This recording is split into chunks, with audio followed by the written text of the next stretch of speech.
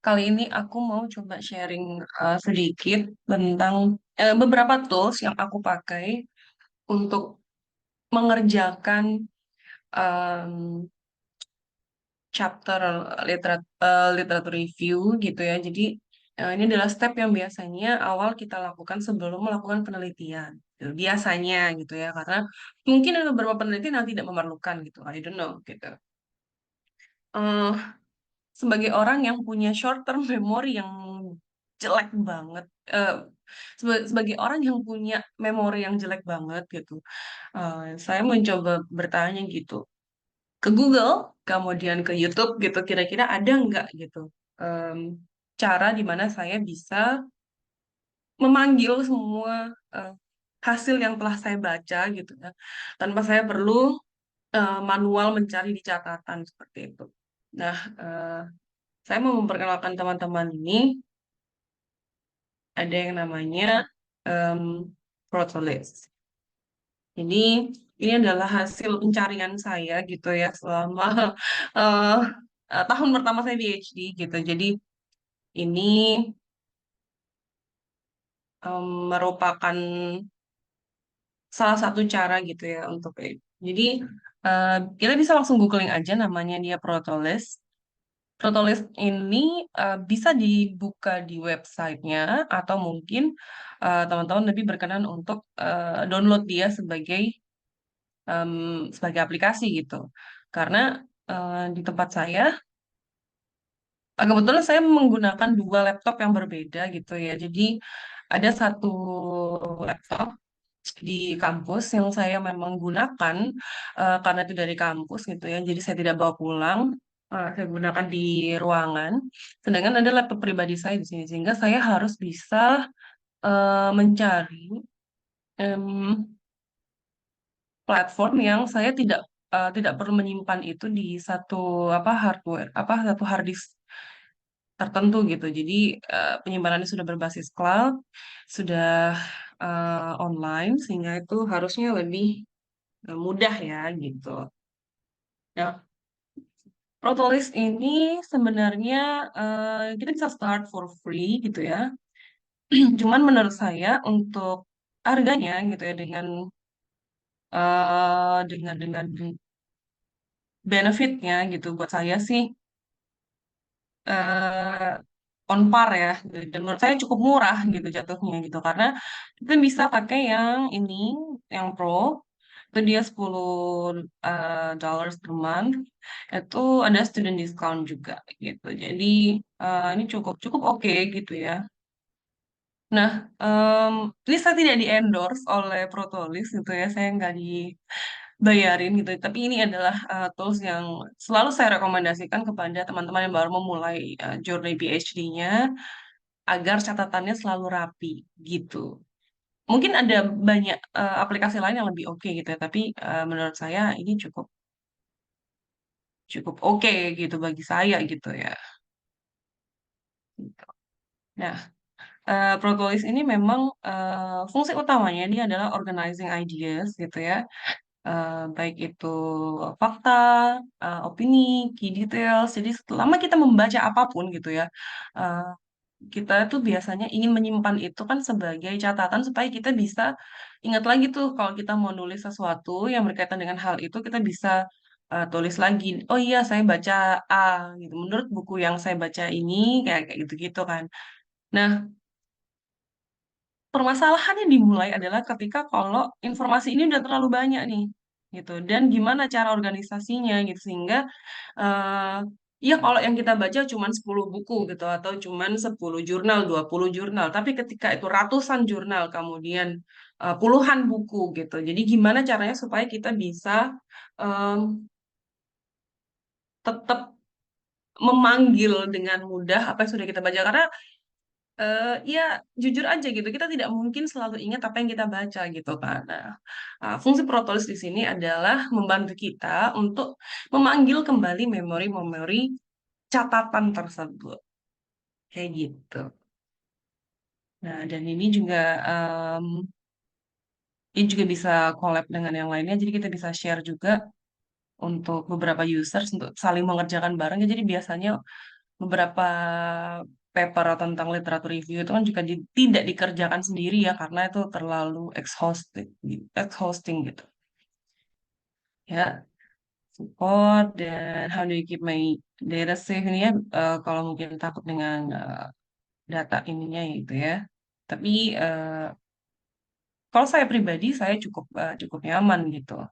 Ini adalah halaman pertama yang akan kita temui gitu ya kalau kita mau bikin protolis gitu, mau bikin workspace baru. Nah, karena ini adalah hal yang lagi saya kerjakan, mari kita buat new workspace for this one ya. Bisa kita coba untuk namanya trial literatur review ya. Kemudian kita create workspace.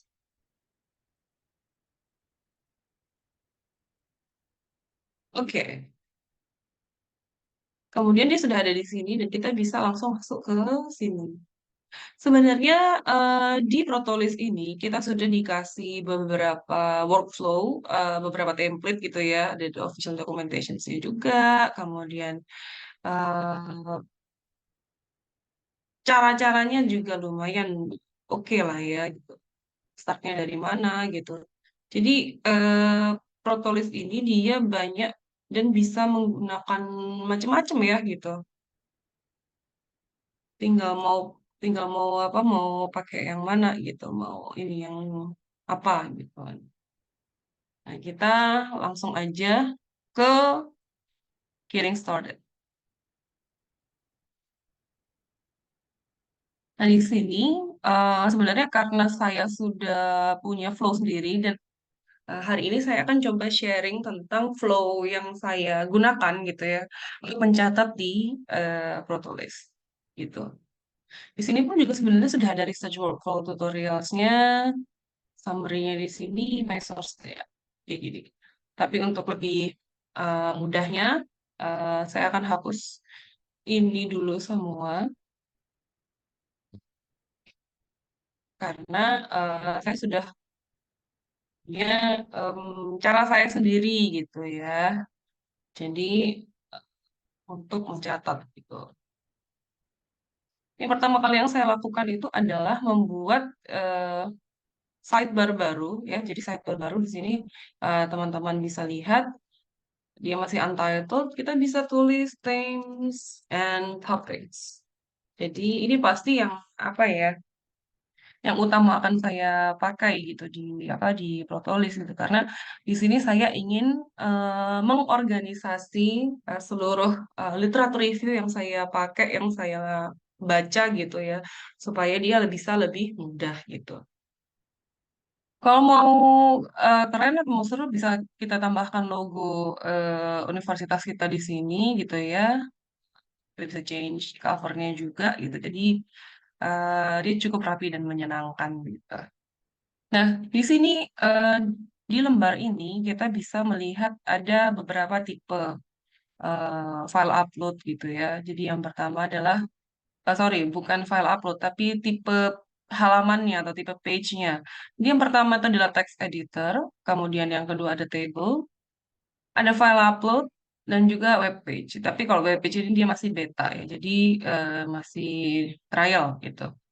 Atau dia continue aja sebagai folder penyimpanan, itu juga bisa ya di sini.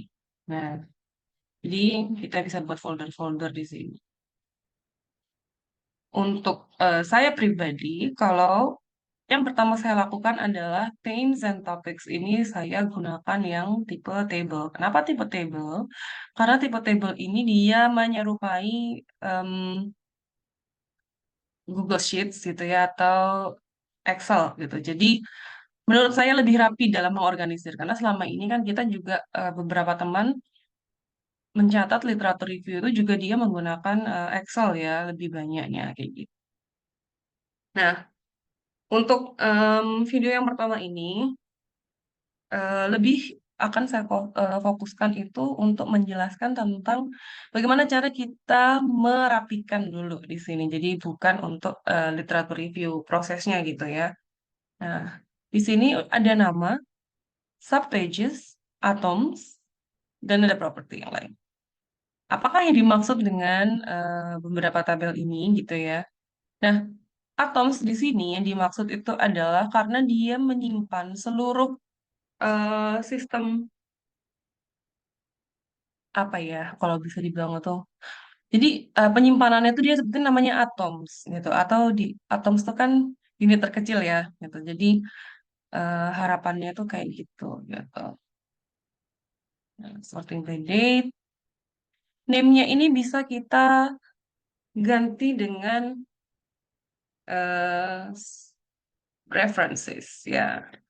Nah, karena kita maunya di sini akan keluar referensinya apa gitu.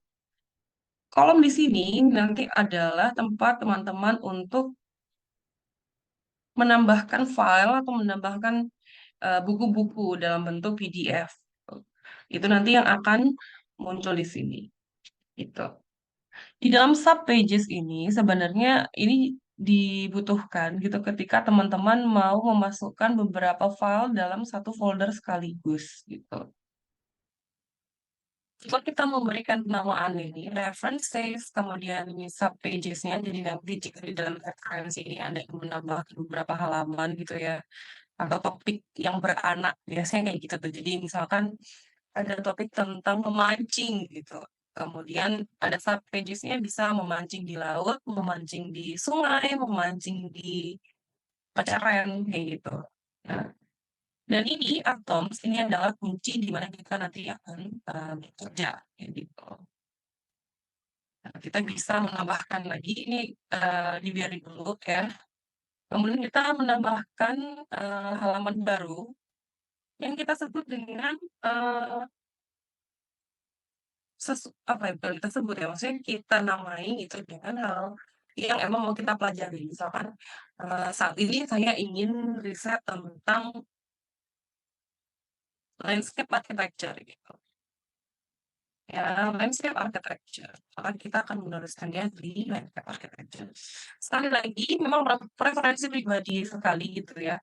Eh, buat saya sangat suka sekali menggunakan table untuk mengorganisir semua yang ada. Karena saya bisa lihat semua gitu, dibanding dia sebagai text editor atau sebagai kalau text editor dia tuh modelnya kan seperti ini, teman-teman. Jadi menurut saya kurang apa ya, akhirnya dari catatan yang buat saya nggak bisa dengan mudah gitu loh untuk apa memanggil gitu karena saya nggak bisa lihat semua dengan rapi gitu. Sama aja kayak catatan notes gitu. Nah, kita riset dulu page type-nya menjadi yang saya suka itu adalah table. Kenapa table? Karena semua row di sini akan kelihatan dan saya nantinya akan bisa download ini semua sebagai CSV gitu. Jadi kita bisa download. Di landscape architecture ini sebelum kita memasukkan seluruh data ataupun seluruh em, PDF yang mau kita baca dan mau kita organisir gitu ya. Yang pertama dilakukan, jadi sebelum kita memasukkan seluruh PDF yang mau kita eh, organisir gitu ya di sini. Nah, di sini tuh ada beberapa kolom yang kita perlu tambahkan. Yang pertama data pages ini dibiarkan aja karena mungkin teman-teman akan butuh gitu ya. Kalau saya sih mungkin tidak terlalu butuh ya gitu. Atau kita hilangkan saja deh gitu ya. Kita hilangkan saja. Kita jalan property. Yes. Oke. Lanjut di sini adalah atoms, tapi ini kita biarin dulu. Tambahkan properti baru, maka dia akan muncul satu kolom baru yang kita bisa definisikan di dalamnya seperti ini. Dia otomatis dia sebagai teks, tapi sebenarnya dia bisa diganti dengan berbagai macam hal gitu. Jadi modelnya atoms, subpages, link pages. Jadi kayak banyak banget yang kita bisa buat gitu ya. Terus kemudian yang teks, ada select, multi-select, number, image, dan lain-lain gitu. Nah, karena saat ini kita akan menggunakan Protolis itu sebagai eh, organisator dari seluruh data-data literatur review kita gitu. Maka yang pertama saya lakukan adalah saya membuat kolom sitasi terlebih dahulu. Kenapa kolom sitasi? Karena ini akan lebih mudah gitu. Jadi pasti kita akan merefer gitu ya. Ini risetnya A ataupun bukunya B gitu ya. Maka akan lebih mudah jika sudah ada citasinya terlebih dahulu sehingga kita bisa tahu oh ini pekerjaan siapa gitu. Dan di sini ada beberapa type citasi yang bisa kita pakai gitu ya. Saya biasa pakai apa? Kita lanjut. Masih kosong ya, karena memang belum ada file apapun gitu. Kemudian yang selanjutnya yang saya lakukan itu adalah, nah, kita membuat kolom baru lagi nih, gitu. Kolom baru lagi ini sebenarnya dia berfungsi untuk menambahkan beberapa data tambahan gitu. Mulai dari apa, apakah dia create by siapa, last edit oleh siapa. Jadi ini sangat-sangat membantu sekali bagi teman-teman yang memang ingin menata referensinya kayak gitu. Nah, untuk selanjutnya kita bisa tambahkan select. Kenapa select? Karena di sini Anda bisa menambahkan opsi baru, gitu ya. Sudah dibaca, misalkan, atau belum, gitu ya. Oh, sorry. Kita udah done. Kemudian need more reading. Terus kemudian bisa juga tidak dibutuhkan, not needed ya, nggak dibutuhkan, terserah gitu. Jadi nantinya ini bisa sekaligus mensortir gitu ya. Ternyata beberapa yang kita baca ternyata kita tidak perlukan gitu, atau eh, apa? Ternyata nggak segitu pentingnya gitu sehingga tidak perlu keep it atau ya kayak gitu. Jadi di sini bisa semuanya kita bisa buat optionnya gitu.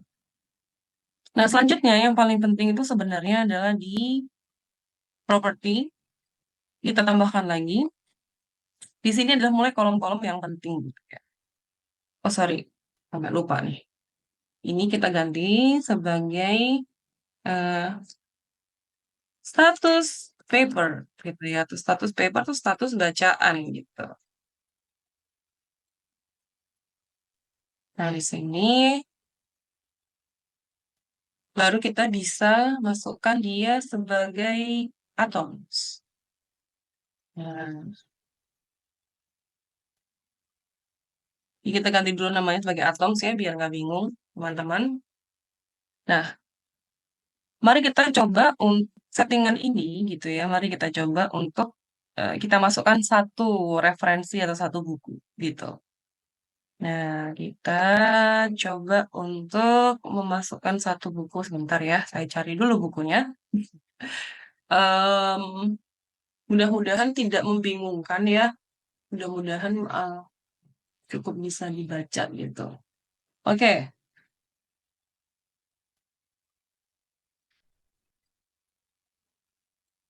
jadi kita tinggal buka aja folder atau file yang mau kita masukkan gitu. Jadi ini saya ada Peraturan BIK nomor 6 tahun 2023. Ya kita, namanya kita coba aja ya, gitu kan. Oh, sorry. Kayaknya harus pakai ini deh. Kita pakai jurnal aja ya, teman-teman gitu. Ini kita coba pakai em, jurnal. Bentar,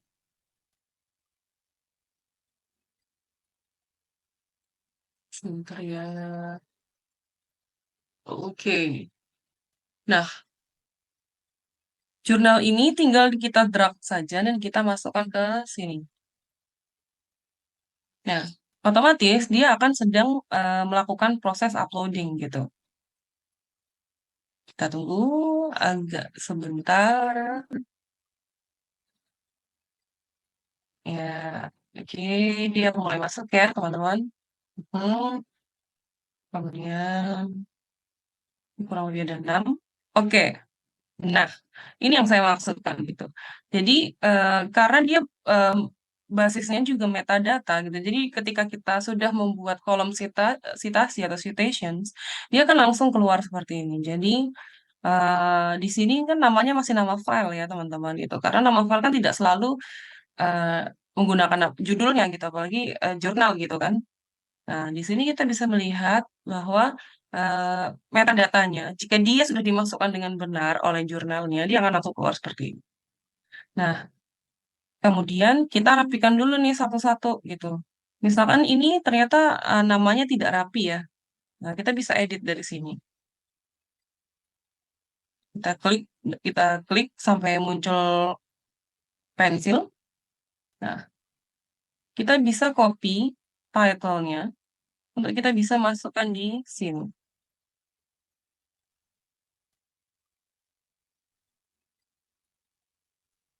Ya. Oh, belum. Bentar. Copy. Kemudian di sini kita masukkan. Nah, hal ini kita lakukan ke seluruh em, file ya. Jadi jangan ditunggu nanti untuk merapikan gitu. Jadi sebisa mungkin sebelum kita bekerja semuanya sudah rapi dulu sehingga nantinya kita bisa lebih mudah gitu untuk memanggil kembali seluruh datanya gitu. Nah, di sini itu kan ada eh, metadatanya yang tidak ini ya, tidak kelihatan. Oh, ternyata dia masih loading. Oke, that's good. Nah, ini semua metadata yang ternyata alhamdulillah ya sudah ada, jadi kita tidak perlu mengunggah. Nah, kita lanjut untuk menata dan bersih-bersih.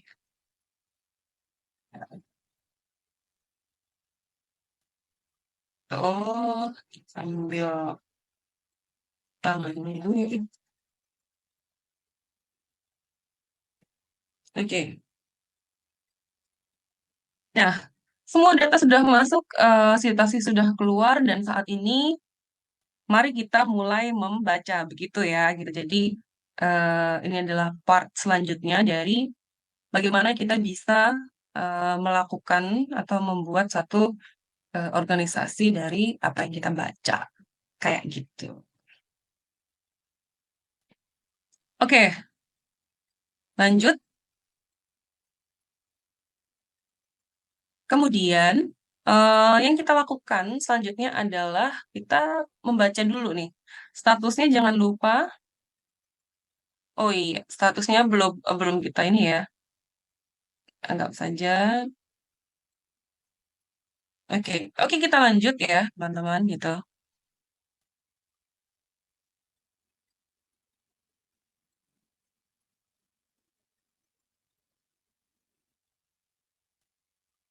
Oke, kita mulai lanjut lagi. Kita mulai akan membaca nih papernya gitu. Jadi bagaimana caranya supaya kita bisa mencatat dan merapikan beberapa data ini gitu ya. Oke, yang pertama setelah file masuk, kemudian dia rapi, arahkan kursor ke name dari file ini tadi. Dia akan pasti ada opsi untuk membuka dari file ini. Nah, kita bisa buka, open. Nah, dia akan langsung muncul PDF yang sudah kita upload tadi gitu, teman-teman. Di sini sudah ada eh, data-datanya. Nah, proses membaca ini kita bisa lakukan dengan kita meng-highlight itu. Jadi kita kan biasanya ketika kita baca dan kita merasa bahwa ada hal-hal yang penting yang perlu kita em, simpan gitu ya di memori kita gitu.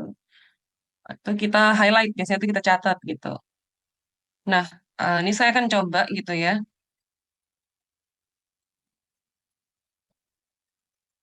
tentang jembatan sebagai transport networks gitu. Nah, setiap Anda akan meng-highlight sesuatu, dia akan muncul untuk mengingatkan apakah ini mau di-capture sebagai atom gitu. Penggunaan atom ini nanti yang akan bisa kita apa ya, kita bisa bangkitkan lagi memorinya gitu. Jadi mari kita coba untuk yang pertama tentang banjir.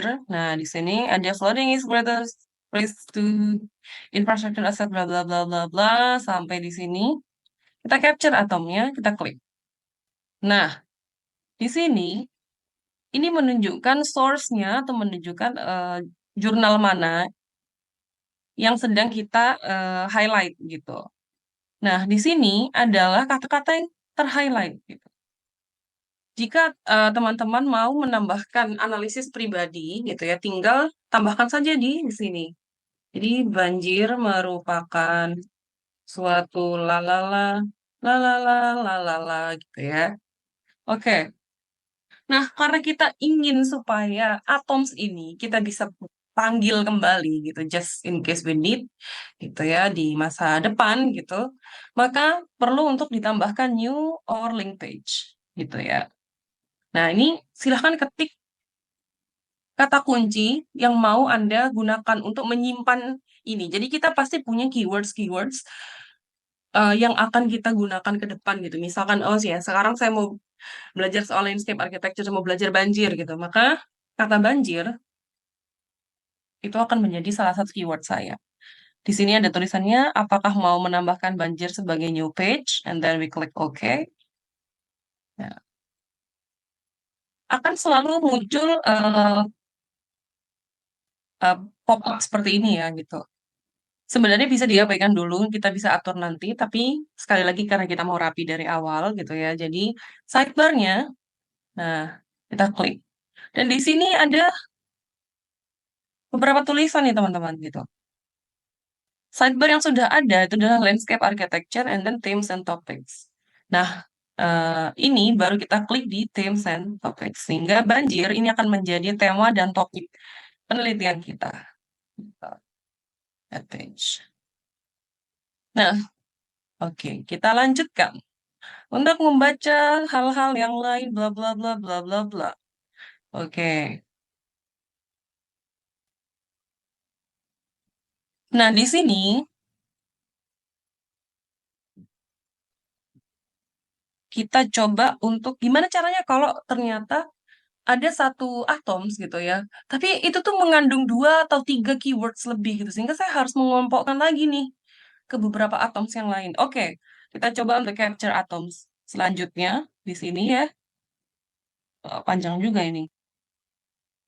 Nah, capture atoms, jangan lupa. Dan kadang-kadang kita tidak perlu menambahkan elaborasi kata dulu ya. Kita misalkan mau baca dulu aja, mau highlight dulu, mengendapkannya nanti boleh. Jadi kita tidak perlu menambahkan kata-kata di sini. Langsung saja kita klik banjir, karena sudah ada banjir ya. Kemudian kita jika mau menambahkan satu keywords lagi, misalkan tentang survei, kita bisa menambahkan di sini seperti tadi. Dan add survey as new page. Sama lokasinya kita masukkan ke themes and topics agar dia rapi gitu. Add page. Selesai. Dan ini semua kita lakukan sampai habis gitu ya. Maksudnya dalam artian seluruh paper yang mau kita baca selesai dan kita merasa oke, waktunya kita compile data gitu. Nah, jika semua ini sudah selesai, kita kembali ke landscape architecture sebagai sidebar-nya. Kita klik lagi. Nah, seperti ini. Status paper atau bacaannya ketika itu sudah selesai, oh iya, selesai. Seperti itu. Kemudian, nah di sini muncul ada beberapa kolom atoms yang tadi kita sudah buat gitu ya. Atoms ini dia gunanya adalah untuk menyaring informasi yang sudah kita highlight tadi gitu teman-teman. Ini atoms, itu bisa kita ganti menjadi topik, menjadi misalkan kita mau mengumpulkan semua research questions. Nah, kita bisa masukkan di situ juga gitu. Tapi karena tadi kita sudah meng-highlight banjir gitu ya, maka kita masukkan dia di banjir gitu.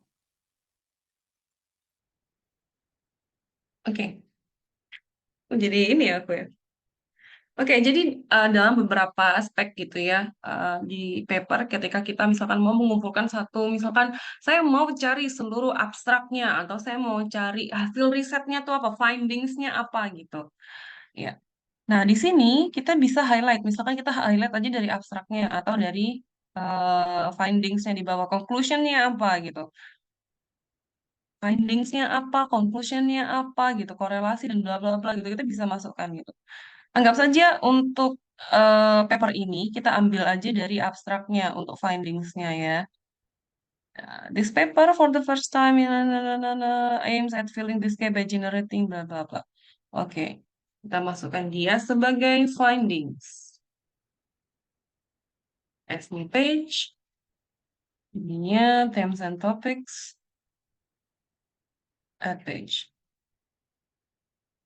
Kemudian kita juga pasti punya misalkan, oh iya saya mau mengumpulkan semua research questions-nya, boleh. Jadi kita bisa highlight semua yang ada di sini gitu ya. Jadi untuk dibuat data gitu.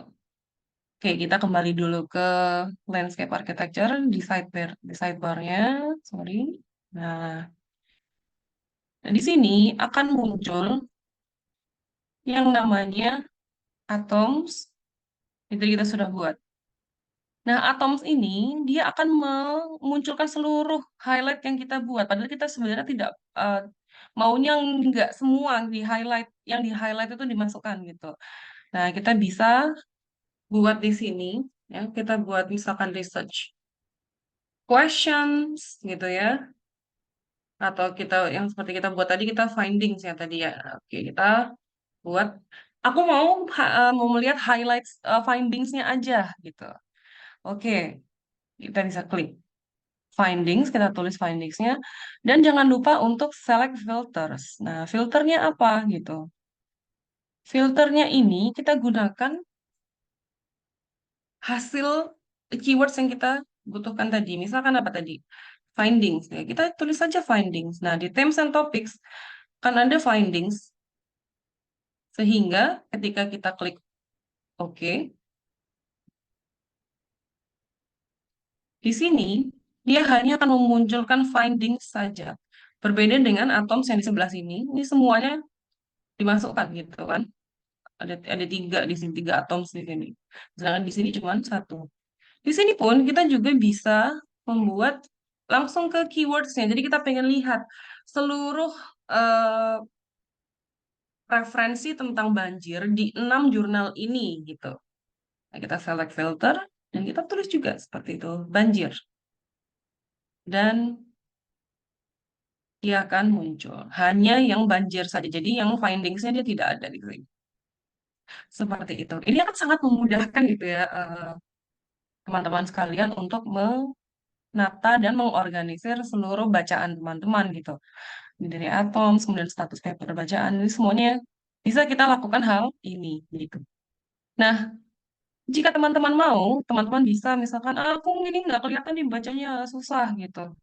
Nah, teman-teman bisa langsung download saja dia sebagai CSV gitu. Jadi nanti dia akan muncul sebagai em, file yang kita bisa buka di misal di Google Sheets, kita bisa buka di Excel gitu sehingga bisa lebih rapi kayak gitu ya. Jadi ini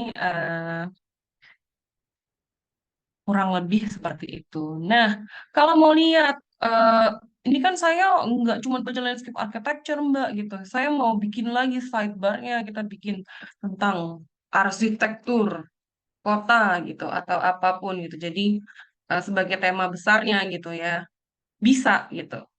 Nah, nanti seluruh jurnal yang ada di sini, di sidebar ini, kita bisa lihat keseluruhannya di themes and topics. Kenapa? Karena kita sudah membuatnya dan mengelompokkannya sesuai dengan tema dan topiknya. Kayak gitu. Tuh. Jadi, semua referensi tentang banjir itu Anda bisa tinggal klik, Anda buka, dan semua akan keluar di sini. Semenyenangkan itu. Jadi ini sangat sangat apa ya? membantu gitu ya buat kita-kita yang emang bacaannya sudah banyak, kemudian butuh dirapikan, butuh diorganisir, kemudian dan sebenarnya ini bukan template default ya. Jadi teman-teman bisa nanti akan mengkreasikan cara-cara yang lain untuk mengorganisir beberapa paper dan juga beberapa bacaan teman-teman. Tuh. Nah, kalau di sini kan juga enak nih. Tuh, jadi kita ketika mau menulis gitu, kita sudah punya bank data gitu istilahnya yang sudah kita baca gitu. Jadi kita tidak perlu lagi bingung-bingung mencari buku catatan secara offline gitu ya atau manual gitu ataupun di scroll-scroll banyak sekali file Excel gitu yang itu tidak smart untuk dipanggil. Sedangkan di sini itu sudah ada semua. Seperti itu. Kayaknya untuk tutorial kali ini itu dulu. Nanti kita akan coba lanjut untuk explore beberapa hal lagi tentang Protolis. Tapi menurut aku ini cukup helpful, ini cukup eh, apa ya, cukup mudah penggunaannya dan eh, menyenangkan gitu. Jadi gimana sih kita udah baca capek-capek gitu ya, kita udah bisa memanggilnya dengan smart kayak gitu. Oke, sampai jumpa ke tips and trik selanjutnya. Bye bye.